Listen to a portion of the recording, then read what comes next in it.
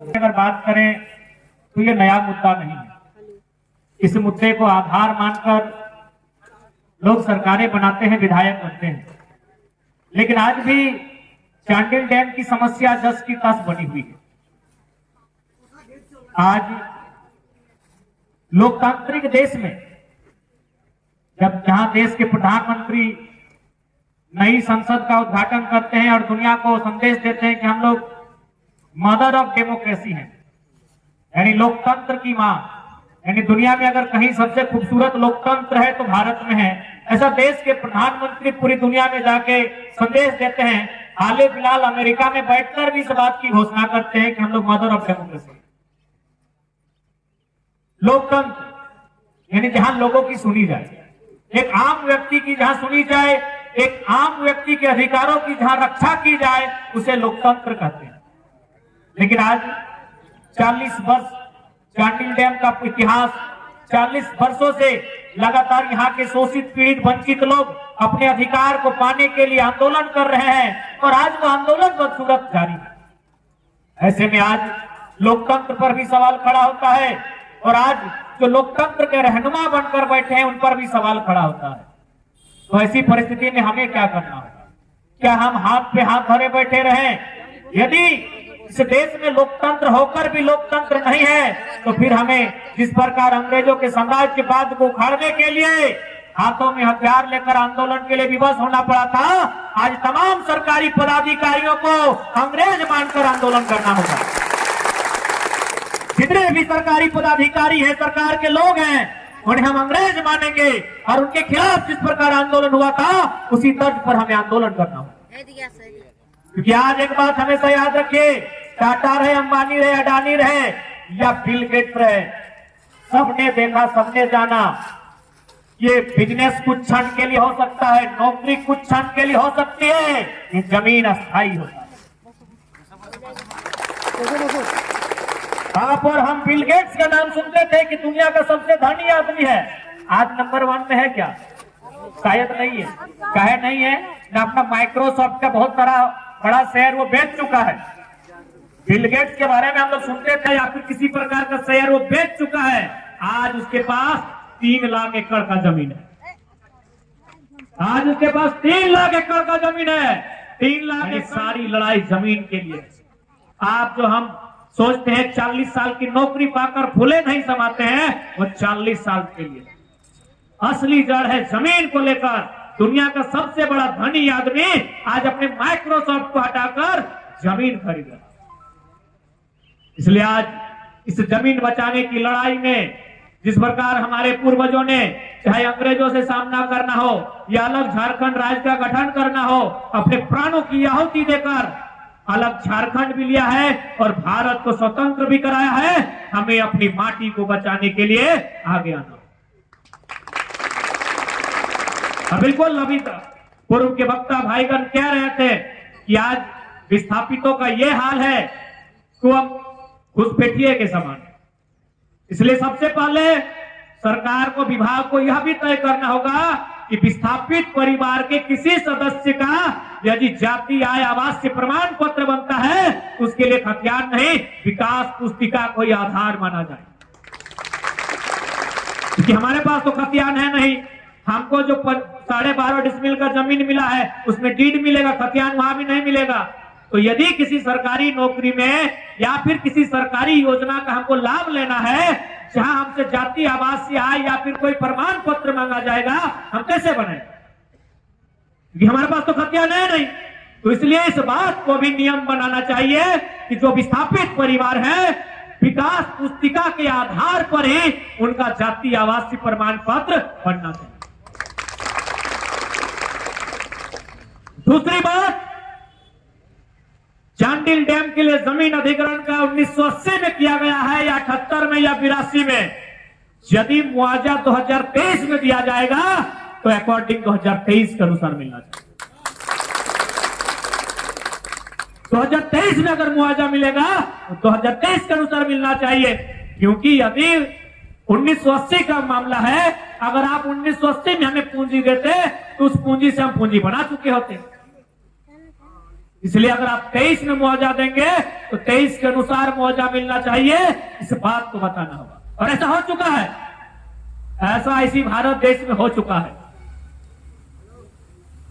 इसलिए चूंकि झारखंड के लोग कमजोर माने जाते हैं, झारखंड के लोग सरकारी तंत्रों के सामने कमजोर माने जाते हैं, इसीलिए हमारे लिए अलग नियम है। बाकी इसी देश में मुआवजा के विषय में जिस समय मुआवजा दिया गया था उस समय की राशि का निर्धारण किया गया, इसलिए आज इस बात को ध्यान में रखना होगा।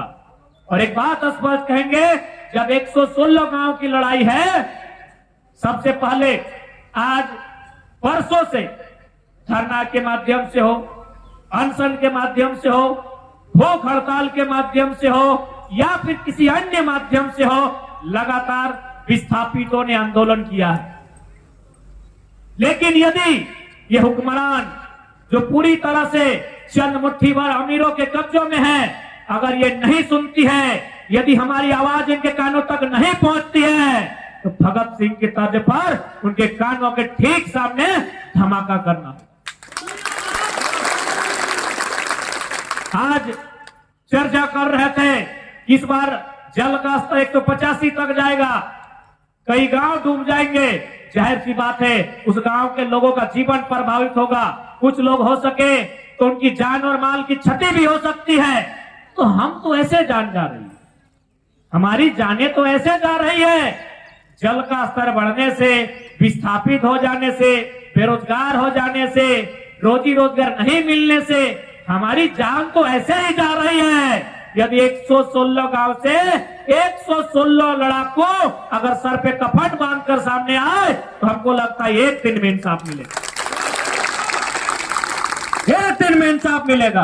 क्योंकि हम लोग जान का डर करते हैं, और ये लोग जानते हैं, जो बड़े अधिकारी पदाधिकारी हैं, कि ये लोग डरे सहमे लोग हैं, इन्हें जितना डरा के रखेंगे उतना काम आसानी से होगा। कल्पना करके देखिए, 116 गांव से अगर 116 माँ के बेटे या बेटियां सर पे कफन बांधकर यह कहते हुए निकल जाए कि जब तक विस्थापितों की लड़ाई को मुकाम नहीं मिलेगा, हम लोग घर वापसी नहीं करेंगे, चाहे कुछ भी परिणाम होगा, तो सोच सकते हैं कितना हड़कंप मचेगा। एक बात हमेशा याद रखिए, ये जानते हैं कि कानूनी दांव पेच इनके हाथों में है, इनकी जेब में है, इनकी झोली में है, इसीलिए टस से मस नहीं करते हैं। ये पंखे का हवा में एसी कमरे में बैठकर नीति नियम की बात करते हैं, क्योंकि जानते हैं ये लोग कानूनी प्रक्रिया से आएंगे। जिस दिन इन्हें आभास दिलाइएगा कि हम तीर धनुष तलवार लेकर आएंगे, मौत के नाम से सबको डर लगता है। और ऐसे भी जितना पदाधिकारी है, सबको आलीशान जिंदगी जीना है, मौत से इनका बाप भी डरता है। ये लोग कौन है? डराना होगा। अब तक हमें डराया गया है, इन्हें अब डराना होगा, क्योंकि इन्हें आज तक आभास ही नहीं हुआ है। हम लोग आंदोलन करने आते हैं, 353 को धारा लगा देती है पुलिस, हम लोग केस में फंस के रह जाते हैं, उसी में परेशान हो जाते हैं। नेताजी के चरण में जाके पढ़ते हैं कि भाई 353 से मुक्ति दिलाइए। 353 नहीं, अरे जरूरत पड़े तो 302 का धारा लगाइए, सीधे मर्डर केस का। क्योंकि आपको क्या लगता है 40 साल पुराना रोग है, इतनी जल्दी और इतनी आसानी से आपको आजादी और छुटकारा मिलेगा? डर इस बार प्रशासनिक लोगों में होना चाहिए, डर इस बार विभागीय लोगों में होना चाहिए कि मौत का डर क्या हमेशा गांव वाले देखेंगे कि पानी का स्तर उठेगा, हमारे मवेशी डूब के मर जाएंगे, हमारे लोग डूब कर मर जाएंगे। ये डर अब उनमें होना चाहिए कि यदि हमारे गांव में एक भी इंसान तो दूर की बात है, यदि एगो मुर्गी चेंगना छगरी की भी जान जाती है, तो दफ्तर में बैठे अधिकारी को नोच के उसका गर्दन उतार देंगे। डर उन्हें होना चाहिए। इसलिए समय लगता है, समय लीजिए। आज जो डरे सहमे लोग हैं उन्हें बारूद बनाइए।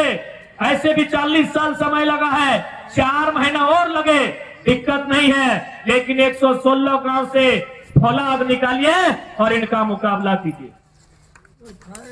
क्योंकि आज यदि आज हम लोग चुप बैठते हैं तो आने वाला दिन आप क्या सोचते हैं निर्मल महतो की शहादत के पीछे झारखंड का लड़ाई नहीं है, स्वर्ण रेखा नदी परियोजना का भी रोल है। इस बात को आप इतिहास के पन्नों से खोद कर निकालिए।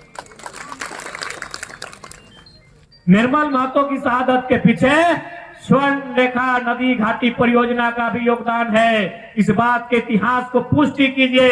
इसीलिए ये लोग एनआईए जांच, सीबीआई जांच करने से डरते हैं, क्योंकि इस जिद में बड़ी बड़ी मछलियां फंसेंगी, जिनका संबंध टाटा से होगा, जिनका संबंध बड़े बड़े उद्योगपतियों से होगा। इसीलिए आज पूंजीपतियों की सरकारों में उनकी जांच नहीं हो पाती।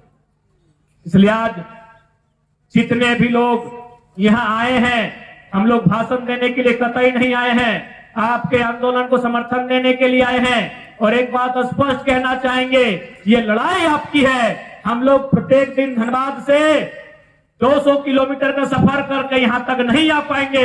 और सवाल केवल चंडिल डैम में नहीं है, सवाल टेनू घाट डैम में है। हमारे माही पटेल भी सुनकर हजारीबाग से आए हैं आपके बीच। हर एक जिले में, हर एक प्रखंड में समस्याएं हैं। इसलिए आप ये मत उम्मीद कीजिए कि स्वर्ग से आपकी मुक्ति के लिए कोई आएगा। ये किताबी और आसमानी बातें हैं। आपको धरातल पर स्वयं लड़ना होगा, क्योंकि आपकी लड़ाई है। किसी के भरोसे आप रहेंगे तो छले जाएंगे, ठगे जाएंगे। आपको लड़ाई आर पार लड़नी।